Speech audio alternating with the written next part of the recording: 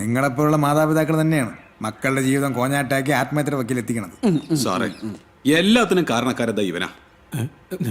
ആദ്യം ഇവൻ എന്റെ മോളുടെ പുറകെ നടന്നു. ഭാഗ്യത്തിന് അവള് രക്ഷപ്പെട്ടു. ഇപ്പതാ എന്റെ മോന്റെ പുറകെ നടക്കുകയാണ് അവന്റെ ഭാവി നശിപ്പിക്കാനായിട്ട്. നീ പകപോക്കാണല്ലോടാ. സാറേ, വേറൊരു പ്രധാനപ്പെട്ട കാര്യം, പറ. എല്ലാത്തിനും കാരണക്കാരൻ ഇവനാണ്.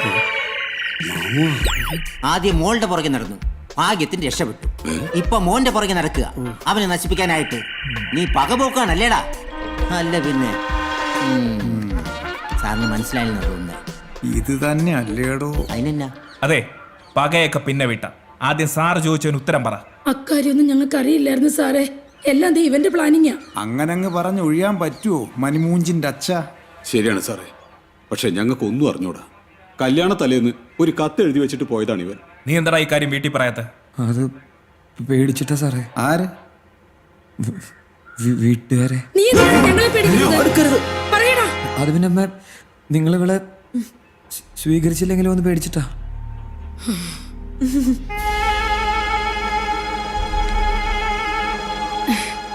ആര് പറഞ്ഞടാ ഞങ്ങൾ ഇവളെ സ്വീകരിക്കില്ലെന്ന്? വേറെ ആരും സ്വീകരിച്ചില്ലെങ്കിൽ ഇവളെ ഞാൻ സ്വീകരിക്കുമായിരുന്നടാ.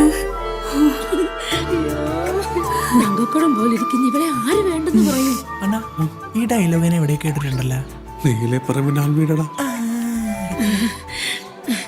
സാറേ, ഞങ്ങളിപ്പോ ഇനി എന്ത് ചെയ്യണോന്നാ സാറ് പറയുന്നത്? കല്യാണം അല്ലേ? ആരുടെ? ആരുടെ? ദേ നിന്റെ ഇവളുടെ. ഇവിടെ വെച്ച് എന്റെ മുന്നിൽ വെച്ച്. അതൊന്നും നടക്കൊന്നുമില്ല. അതെന്തിനു നടക്കാത്തത്? അത് പിന്നെ സാറേ, ഇപ്പൊ രാഹുകാലത്ത് ശുപാർശ ചെയ്യാൻ ഉള്ളത്. ശരിയാ. നീ മിണ്ടരുത്. എന്റെ മകന്റെ ഏറ്റവും വലിയ രാഹു നീയാ. രാഹുകാലല്ല, ഷിബുകാലം. ഷിബുകാലം. ഗംഗാധരണ്ണ, നിങ്ങളൊന്ന് അടങ്ങി. നമുക്ക് ഈ രാഹുകാലം കേട്ട് നടത്തിയാൽ മതിയില്ലേ? അയ്യോ, അപ്പൊ പിന്നെ ഞാൻ എന്നാ ചെയ്യും? തനിക്കെന്തിന്? അല്ലെ കാശ് വാങ്ങിച്ചവരോടൊക്കെ. കാശ? അല്ല, ഈ പന്തലിനും മുളയ്ക്കും ഒക്കെ ഉള്ള കാശേ. പന്തല് മുളൊക്കെ അവിടെ നിൽക്കട്ട്. ഇവളെ ഇവൻ തന്നെ കെട്ടും. സാറ് പറ്റില്ല സാർ. അതെനിക്ക് കാര്യം പറ സാറ്. അത് എന്റെ ഏറ്റവും വലിയ ആഗ്രഹമായിരുന്നു. ഏതെങ്കിലും ഒരു അമ്പലത്തിൽ ഏതെങ്കിലും ഒരു ഭഗവാന്റെ മുമ്പിൽ വെച്ച് ഞാൻ തല്ലിയിട്ടുള്ളൂ. സത്യത്തിന്റെയും ധർമ്മത്തിന്റെ ഏറ്റവും വലിയ ഭഗവാനാണ് ഇവിടെ ഇരിക്കുന്നത്. ഒരു കാരണവരുടെ സാധനമുണ്ട്. അതാണ് സാറേ. നല്ല പരിചയം. ഒന്നും പേടിക്കണ്ട, ഞാൻ ഡീൽ ചെയ്തോളാം. Excuse me sir. അത് പിന്നെ സാറേ, സാർ വിചാരിക്കുന്ന പോലെ ഇവരൊന്നും ഈ ദൈവങ്ങളുടെ മുന്നിൽ വെച്ചൊന്നും കല്യാണം കഴിക്കൂല സാറേ. ആരുടെ മുന്നിൽ വെച്ച്? ഈ ദൈവത്തിന് മുന്നിൽ വെച്ച്.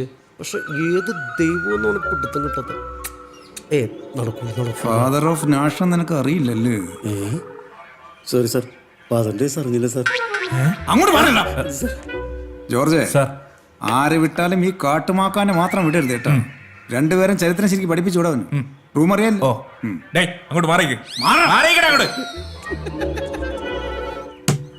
അപ്പൊ പറയും എന്തിനു തീരുമാനം? കല്യാണം നടത്തണം തന്നെ ഞങ്ങളുടെ തീരുമാനം. പക്ഷേ അത് ഇവിടെ വെച്ച് വേണ്ട സാറേ. അതെന്തിരി? നിനക്ക് ആ ഫോട്ടോയിൽ കണ്ട മഹാനം മനസ്സിലായില്ലേ? നിങ്ങൾക്കറിയാമോ? പിന്നെ ആരാ പറഞ്ഞൊരു പൈൻറ്റ് വെച്ചാൽ പറ്റും. എന്തുകൊണ്ടാണെന്ന് വാങ്ങിച്ചാൽ അല്ലെങ്കിൽ ഇവിടുന്ന് പോകാൻ പറ്റില്ല. നീ എവിടെ വാങ്ങിച്ചേ?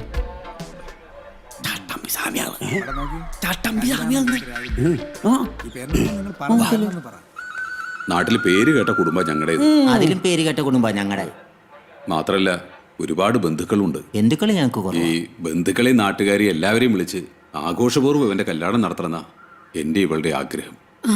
ദയവ് ചെയ്ത് സാറ് എതിരൊന്നും പറയരുത്. ഇനിയിപ്പോ ഞാൻ സമ്മതിച്ചെന്നിരിക്കട്ടെ.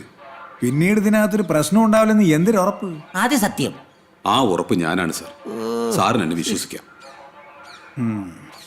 മാമൻ എന്തിനു പറയണത്? എന്നാ പോനെ, നിങ്ങൾ മാമന്റെ അഭിപ്രായം പറയും. ഇനി എന്നാ മാമൻ? എന്റെ പൊന്നു സാറേ, ഞാൻ എന്നാ പറയാനായിട്ടാ? കുടുംബം നോക്കാൻ വേണ്ടിട്ട് എന്റെ കൊച്ചി രാപകലില്ലാതെ കിടന്ന് കഷ്ടപ്പെടുക. ആ കഷ്ടപ്പാടിന് ഒരു അറുതി വന്നെങ്കിലും അവൾക്ക് ഇങ്ങനെ ഒരു ഭാഗ്യം കിട്ടിയില്ലേ, അത് തന്നെ വലിയ പുണ്യം. പിന്നെ ഇദ്ദേഹത്തെ പോലുള്ള വലിയ മനുഷ്യന്റെ അഭിപ്രായം അതും ശരിയായിരിക്കും. ഞങ്ങൾക്ക് സമ്മാണ് സാറേ, അതും 100 വട്ടം. അല്ലേ മോളെ? അതെന്താ മാമ അങ്ങനെ? മാമന്റെ വാക്ക് ഞാൻ എന്തെങ്കിലും കേട്ടല്ലോ. ഞങ്ങൾക്ക് സമ്മാണ് സാറേ. ഇനിയിപ്പോ ഞാൻ എന്തിനു പറയാൻ? ഇരു കൂട്ടരും സമ്മതായ സ്ഥിതിക്ക് അങ്ങനെ തന്നെ നടക്കട്ടെ. അതെ അതെ. പിന്നെ ഇതിനകത്തൊരു പ്രശ്നം വരാതെ നോക്കേണ്ടത് നിങ്ങളുടെ ഉത്തരവാദിത്വമാണ്. അത് എന്റെ വാക്കാ സാറേ. ഇനിയിപ്പോ ഇത്ര സ്ഥിതിക്ക് ഞാൻ എന്തിനു പറയാം? നിങ്ങൾ ചെല്ലി. ഓ happy marriage life. Sir sir ആളെ പിടുത്തം കിട്ടി. ആര്? ചട്ടമ്പി സ്വാമികൾ. ആണോ? ആര്? ചട്ടമ്പി സ്വാമികൾ. ഓക്കെ അല്ലേ? ജോർജ്, സാർ അല്ലെങ്കിൽ വേണ്ട, ഞാനും കൂടെ വരാം. ഇത്ര കാലം ഈ ലോഡ്ജിൽ പെണ്ണ് കയറിയിട്ടില്ല. എന്നെ ഇറക്കി വിടാൻ പറ്റി. എനിക്ക് 3 ദിവസം നീട്ടി വിട്ടു അവിടെ പറ്റി. പാമ്പ് കുത്തുന്നതിന് എന്റെ മുമ്പിൽ കണ്ടുപോകുന്നു. ഷിബു അണ്ണ, നിങ്ങൾ എന്തിനാ പോലീസ് സ്റ്റേഷനിൽ വെച്ച് എന്നെ തടഞ്ഞത്? നിങ്ങൾക്കൊരു പ്രശ്നമില്ലല്ലോ. ഇനിയിപ്പോ ഞാൻ നമ്മളെ നാട്ടുകാരുടെയും വീട്ടുകാരുടെ മുമ്പിൽ വെച്ച് കല്യാണം കഴിക്കണ്ടേ? അവളെ കെട്ടണേക്കാളും ഭേദം ചാവണതാ. അങ്ങനെ അങ്ങനെ ചാവണ്ടിയ നാടിന്റെ പേര് എഴുതി വെച്ച് ഞാൻ ചാവും. നോയിക്കോ. ഓ പിന്നെ ഞാൻ ആ സ്റ്റേഷനിൽ വെച്ച് തടഞ്ഞിലേ കാണായിരുന്നു. ഒന്നെങ്കിൽ നീ അവളെ കെട്ടണ്ട വന്നേനെ, അല്ലെങ്കിൽ ജയിലിൽ കിടക്കണ്ട വന്നേനെ. നിങ്ങൾ എന്തായി പറഞ്ഞ ഷിബു അണ്ണ? അവിടെ അച്ഛൻ SIക്ക് വാക്ക് കൊടുക്കണ കേട്ടല്ലേ അടുത്ത ശുഭമുഹൂർത്തത്തിൽ എന്നെ പിടിച്ച് കെട്ടിച്ചോളാന്ന്. എടാ പൊട്ട, ആ സ്റ്റേഷനിൽ നിന്ന് രക്ഷപ്പെടുക എന്നുള്ളത് അത് മാത്രമായിരുന്നു നമുക്ക് റിസ്ക് ഉള്ള പരിപാടി. അതെന്തായാലും ഭംഗിയായിട്ട് നടന്നു. ഇനി കെട്ടണോ വേണ്ടയോ എന്നുള്ളത് നമ്മൾ തീരുമാനിക്കും. അപ്പോ അച്ഛനോട് SIയോട് നമ്മൾ എന്ത് പറയും? അതിന് നമ്മൾ പുതിയൊരു തിരക്കഥ തയ്യാറാക്കും. ബ്രഹ്മാവനാണോടാ ആയുസിന് പഞ്ഞം. അപ്പോ പ്രശ്നമില്ലല്ലോ. നീ ധൈര്യമായിട്ടിരിക്കടാ. ഇനി എത്രയും പെട്ടെന്ന് നമുക്ക് അവളെ പോയി ഒന്ന് കാണണം.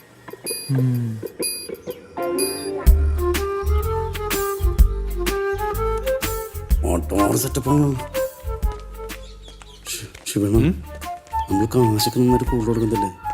എന്തെങ്കിലും അഡ്ജസ്റ്റ്മെന്റ് ചോദിക്കണം. 5 മിനിറ്റ്, ഒരു 3 നീ ഒരു ചിരിപ്പിക്കാണ്ട് വന്നു. മിനിറ്റ് നിന്നിട്ട് ചോദിക്കണം പ്ലീസ്.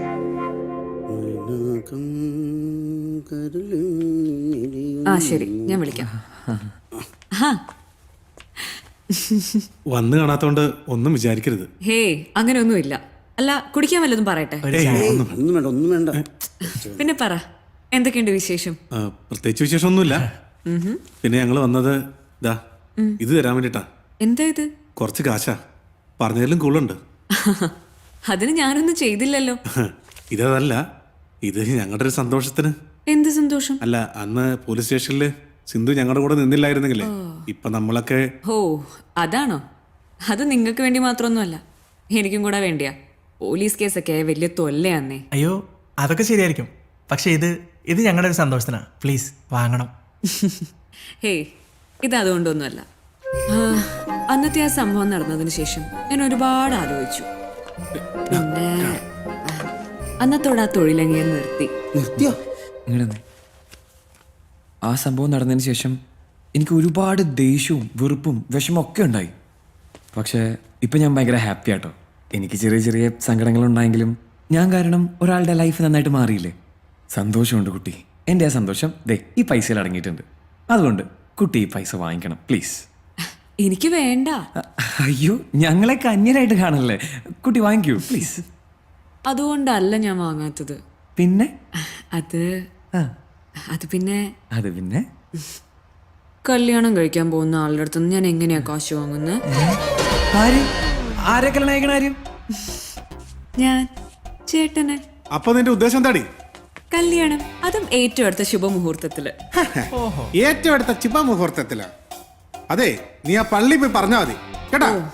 പള്ളിയിലൊന്നും പോവാൻ വയ്യ. പിന്നെ കേറി ശീലമില്ലാന്നേ. കേറി ശീലമുള്ള ഒരു സ്ഥലമുണ്ട്. എവിടെയാ അത്?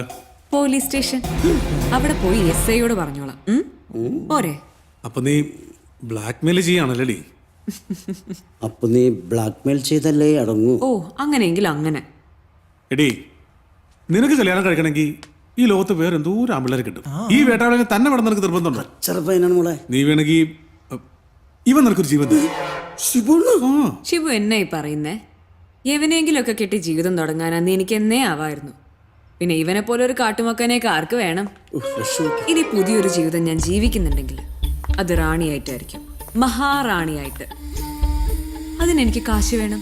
അതിന് നീ വിചാരിക്കുന്ന പോലെ ഇവൻ വലിയ മഹാരാജാവൊന്നും അല്ല. ഇവൻ മഹാരാജാവൊന്നുമല്ലെന്ന് എനിക്ക് നന്നായിട്ട് അറിയാം. പക്ഷേ ഇവൻ ചെറിയൊരു കോടീശ്വരനാ. ഞാൻ അന്വേഷിച്ചിരുന്നു. പിന്നെ കൂടെ കൊണ്ടു നടക്കാനാണെങ്കിൽ സുന്ദരനല്ലേ എന്റെ ചേട്ടൻ. വേറെ എവിടെ കിട്ടും എനിക്കിതുപോലത്തെ ഒരു ഭാഗ്യം? അവളൊരു ഭാഗ്യം. എടിപുള്ളേ, നിനക്ക് അറിയില്ലേ മനുവിനെ, എന്റെ ഉള്ളിൽ ഞാൻ തന്നെ ഉറക്കിക്കെടുത്തിരിക്കുന്ന ഒരു മൃഗമുണ്ട്. അതിനെ വെറുതെ എണീപ്പിക്കരുതേ. ആ മൃഗത്തെ എനിക്കറിയാം. ഇനി അഥവാ അത് എഴുന്നേറ്റാലും അതിനെ ഉറക്കാനും അറിയാം. എടാ നീ അതിനിടയ്ക്ക് അതുപോലെ കാണിച്ച പിന്നെ അവള് പറഞ്ഞോ? അവള് ചുമ്മാ കള്ളം പറഞ്ഞേടാ. എന്താ തന്ത്രം മെനയാണോ? അല്ല, ഞങ്ങളൊരു സുപ്രധാന കാര്യം ചർച്ച ചെയ്തതാ. എന്ത് ചേർച്ചോ? അല്ല, നിങ്ങളിപ്പോ ഇവനെ കെട്ടിയാലും നിങ്ങൾ ആയിരിക്കുന്ന ഒരു ജീവിത സുഖം എന്തായാലും കൊണ്ട് തരാൻ പറ്റില്ല. വെറുതെ എന്തിനാ റിസ്ക് എടുക്കുന്നല്ലേ? ഓ അത് കുഴപ്പമില്ല. അതിനുള്ള പണിയൊക്കെ ഞാൻ പഠിച്ചിട്ടുണ്ട്. നിങ്ങൾ പോയി കല്യാണത്തിനുള്ള ഏർപ്പാടൊക്കെ ചെയ്യ്. അപ്പൊ ശരി, ഞാൻ വരട്ടെ.